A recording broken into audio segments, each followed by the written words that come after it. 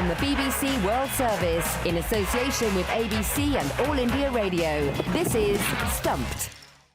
Hello and welcome to Stumped, your intercontinental hit of news, features and debate from the quirky world of cricket. I'm Alison Mitchell in London, where COVID finally caught up with me, I'm afraid. Thank you to Eleanor Oldroyd for sitting in for me last week, but I'm much better now, glad to say, and I've been enjoying some really close games in the Women's 50-over World Cup, it has to be said. Australia, though, continue to be juggernauts. They're through to the semi-finals, along with South Africa also through. And, well, England, they look like they're good for the semi-finals, but it's still going to come down to a bit of a crunch, I think, for India in their last group game as well. But it's been a really fascinating tournament out there in New Zealand, that's for sure.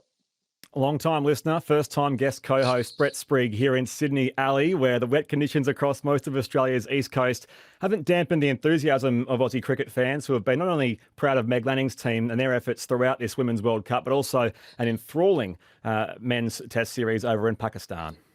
Hi, and I'm Sunil Gupta in New Delhi, where it's really hotting up, not just because it's got really hot, it's the warmest March for many years, but also because we've had no international men's cricket for quite some time now, which is about 2 weeks.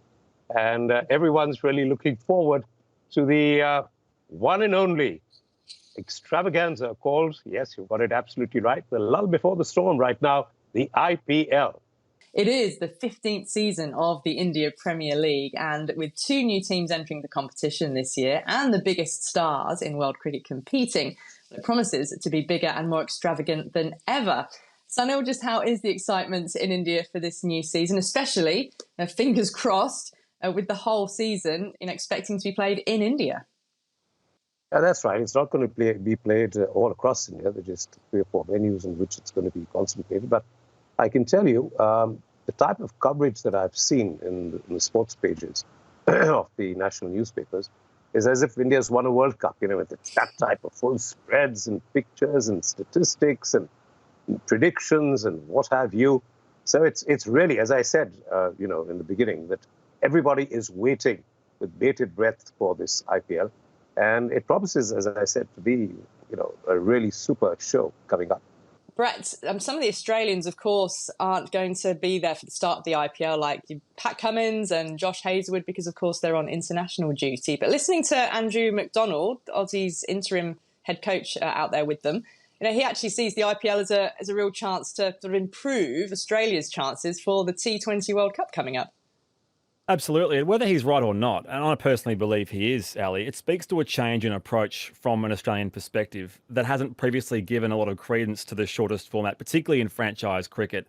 We've always tended to look down on players who perhaps prioritise things like the IPL over playing for the country. Not that that's the case this time around, because Cummins, Hazlewood and David Warner are in fact being rested from the one-day internationals in Pakistan, I imagine just to get some family time or something off the back of the test series. But the Australian coach has a point about the need to coexist alongside these tournaments. As you mentioned, it's 15 years now of the IPL. It's not going anywhere. And Josh Hazlewood is a great example here. He played a key role last time around for the Chennai Super Kings in winning that title, then backed it up in the World Cup and was among the top 5 wicket takers there. Now, of course, he's with RCB this time around. But if that's good enough for a 3-format player, to work some IPL cricket into your personal schedule, then it will be something that Cricket Australia and their high performance department are probably more inclined to give their blessing to.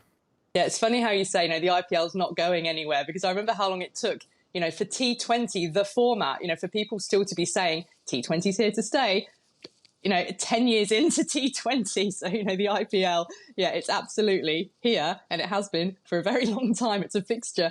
Let's just take a look at the 2 new teams for this year. Firstly, the Lucknow Super Giants. They'll be captained by KL Rahul.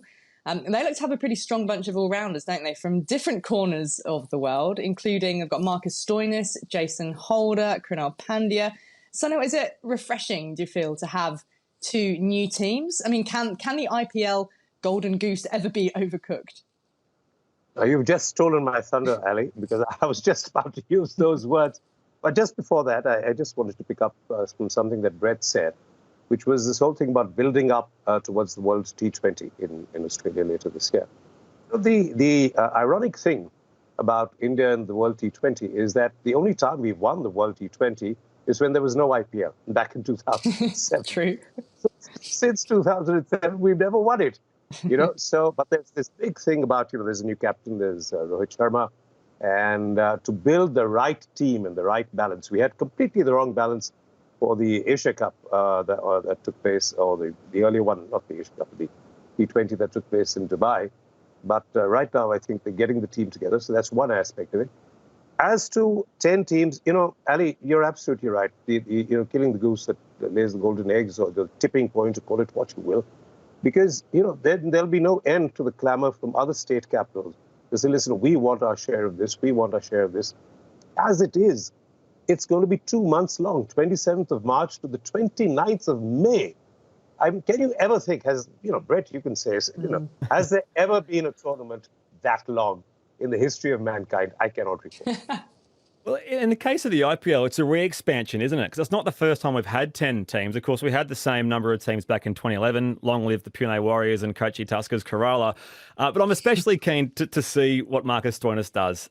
It feels like he adds a little bit more to his IPL resume every year, although he did miss a lot of last year with the Capitals through injury. He has a security now of a marquee contract at a new franchise. It's a new challenge for him, and I can't wait to see what he, for example, does with it. And what about the second team then? Gujarat Titans. Their batting, I suppose, you could say looks a little bit thin on paper maybe. They've lost Jason Roy now. Sort of bubble fatigue situation with him. He's taking a whole break from cricket. But captaining the side, Hardik Pandya, and he's won the IPL 4 times with Mumbai Indians. He's taking in that attitude that, maybe they shouldn't expect too much, that sort of sense of downplaying things. So, well, then I suppose you can only ever exceed expectations, can't you? Yeah, well, when I read this, I said, is he talking about himself or the team? Because I think he's also been in a bit of the, the center of the storm as well, because he's not bowled. He's had the stress fracture. There's a lot of talk about him playing the World T20. He's not been bowling, and he's never been a captain. So, and of course, it's a new team. They've never played together before as a team. So there are a lot of challenges in front of him. So I think he's right in playing expectations down, because in this part of the world, if you raise expectations beforehand, and as it is, he's a bit of a high-profile guy, the way he dresses and the tattoos and the shades and everything else. I think it's right for him to downplay things right now and then actually show what they can do on the field. Now, the defending champions are, of course, Chennai Super Kings. They've got a pretty similar lineup to last year. However, they have lost Faf du Plessis to Royal Challengers Bangalore, and leg spinner Deepak Chahar is injured as well. Sunil, do you think it's going to take something pretty special from them to win the trophy again this year? Yes, I think so. And I'll tell you why. It's not so much whom they've retained and whom they've lost. It's just because there's been so much churn in the teams itself. There are only 2 or 3 people or players that teams have retained. And so a lot of the big names have moved to other teams.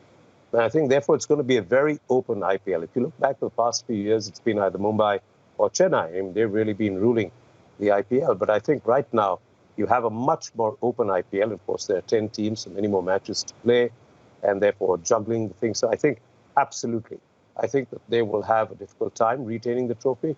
And that makes for a much, much more exciting IPL. So come on then, if I put you on the spot, Sunil and Brett, perhaps give us a young player to look out for, and then your pick for the team who could lift the trophy. Okay, Brett, you go first.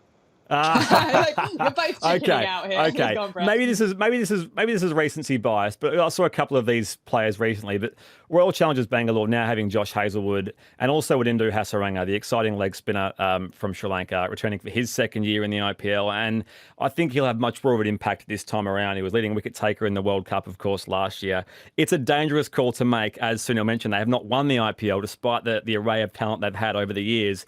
They are I think they call them the underachievers or the bridesmaids, whatever the old terminology is for the team that hasn't quite gone there. But I'm saying this year is the year that RCB finally breaks through. Yeah, well, I don't know whether you guys have been reading my script, because Ali spoke about the golden goose. You've used bridesmaids, and that's exactly what I was going to say. It's the got time to stop this mind reading to turn up and become brides for a change. And now you've talked about RCB, so I'm not going to keep talking about them. I think it's really time for Delhi Capitals. They've got a really good team. If you look at their batting, it is a powerhouse. They've got Prithvi Shaw, they've got Rishabh Pant. They've got David Warner, who didn't do well at all with Hyderabad last year. They've got this very exciting young player. He was the Indian captain in the under-19 that India won in the West Indies, called Yash Dhul. And I watched some of his play, and I can tell you, he is mature beyond his years. The way that he played, the way that he led the team, I think that really, to my mind, and not because I'm from Delhi, but I really do believe that they have an excellent batting team. And eventually, at the end of the day, say what you will, T20 is really more about putting up those big runs, and then having a good fielding side. Yes, bowling is important, but if you're able to defend a big total, put up every time, it always puts pressure on the opponent. So I think, just to prove, Sonal, that we don't liaise before doing this show, Delhi Capitals were my pick as well. So I think they've got a really strong 11 when everyone is available. Golden Goose, bridesmaids. Yeah. I've really got to be able to hide what happened. But I mean, Warner and Mitch Marsh, I think Ngidi and Mustafizur aren't available from the start, but when they are at full strength, they look a pretty formidable side to me. Well, next on Stumped, a much changed England men's test team are currently in action in the West Indies in the third of their 3-match series in the Caribbean. And that's a series that's tied after both of the first 2 matches were draws on pitches that unfortunately are a far cry from the fire and brimstone of Caribbean pitches of old. But whilst the action on the field between the two sides these days is very amicable, that wasn't necessarily the case on the MCC's tour of 1953-54. Now, a new book called Who Only Cricket Know, Hutton's Men in the West Indies, tells the story of the second most controversial tour in English cricketing history, coming only after Bodyline. The cricket was full of incidents on and off the field, much of which involving race and social class. Now, the author of this book is Dr. David Woodhouse, and he's with us on Stumped. David, welcome to you. Tell us a little bit more about this tour. It wasn't any ordinary test series, just what went on. Well, thank you, Alison. Thank you for having me on. It's a great thrill to be on the World Service. I've listened to the station all my life, and it remains the best radio station in the world. But to come You're very back welcome. I kind. to come back to this tour, it was billed beforehand actually as the unofficial World Championship of Cricket, because as some listeners may remember, England had just beaten Australia for the first time at home in 26 years in the Coronation Ashes in 1953. And the West Indies had thrashed England in 1950. That's the series that produces that famous Calypso Cricket, Lovely Cricket. So even before the series, both sides, the press of both sides were hyping it up as the World Championship. And then, as you say, once it had finished, everyone said it was the second most controversial tour of all time. I actually wonder whether it was the most controversial, in fact. It had all the 3 key ingredients of Bodyline. So it had intimidatory bowling. 5 batsmen were put in hospital during the tour, including the great Jamaican legend George Headley. It had diplomatic incidents, one of which involved the Chief Minister of Jamaica. And afterwards, just as in the case of Bodyline, there was a court-martial at Lord's where Fred Truman had his good conduct bonus docked. Trevor Bailey was stripped of the vice-captaincy. And in fact, there was a conspiracy by MCC to remove Hutton, who was the first professional captain of England, and replace him with David Shepherd for the Tour of Australia, which, of course, Hutton went on to win thanks to Tyson and Statham. So I think it's fair to say, strange actually that it's not so remembered as Bodyline today, and there may be some reasons for that, but I think it's fair to say that at the time it was considered to have been a sort of diplomatic disaster, even though the cricket itself was very exciting. You're right. We don't sort of revisit it in the same way, I suppose, that, Australian and Ashes series, you look back at past histories and there is so much literature on them. Is that one of the driving forces for you behind revisiting this tour? And tell us a little bit about, your own background and love of cricket. Yes, I think I came to the tour. I actually came to the tour writing another book on the language of cricket many years ago, where I read Len Hutton's autobiography to try and find some, Yorkshire dialect. There wasn't much of that because it was ghosted by a southerner. But when I reminded myself of this series, I thought, why have 30 books been written about Bodyline and none about this series?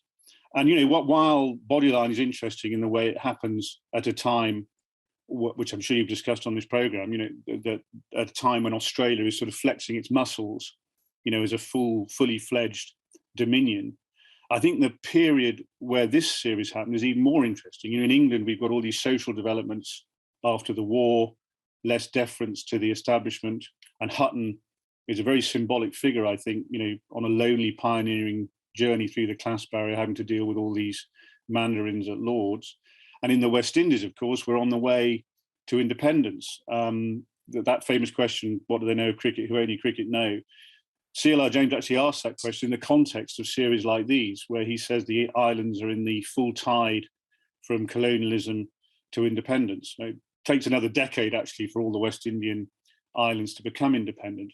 But so it's at a moment in history where you get this tremendous mixture of individual personality and historical forces. So that's what sort of attracted me to the series, and which I hope makes it, certainly I'm fascinated by it. I guess you could apply this question to cricket or to geopolitically more broadly. What lessons were learned in the immediate aftermath of the tour, David? Well, I mean, it's a good point you make about geopolitics, because, when you read Wisdom, so on this tour, there was a riot, the first riot in Test cricket. There was an arson attack on the stands, on one of the stands in Trinidad. And then Hutton was booed remorselessly in Barbados for the slowest day in Test cricket, 124 runs in 118 overs. Could you believe it? It makes the current Test series look like there was fast scoring. So there was all that going on. And I think the lessons that were learned from it was, should cricketers, I suppose, be considered as diplomats all the time? So I think that's one lesson. And I suppose the other lesson is that cricket at that time had structures that were not necessarily progressive. I mean, that might still be said today, of course. So, I suppose my book has two journeys. One is the journey of Hutton as the first professional captain of England, who has to deal with people like Pelham Warner at Lord's, who eventually triumphs in Australia. And the other is the journey of West Indian cricket from 1950. Clive Lloyd described that first victory as VE Day, and then Worrell leads them to victory in 1963, which one English journalist called the celebrations were like VE Night. But that takes 13 years. It takes over a decade for Worrell to become captain of West Indies, when he was probably more qualified to do it in 1953-54 than anybody else. Now, that is all we've got time for on this week's Stumped. So my thanks to Brett Sprigg and to Sunil Gupta, and of course to you all for listening. Make sure you join us again next time. Until then, bye for now. From the BBC World Service, in association with ABC and All India Radio, this is Stumped.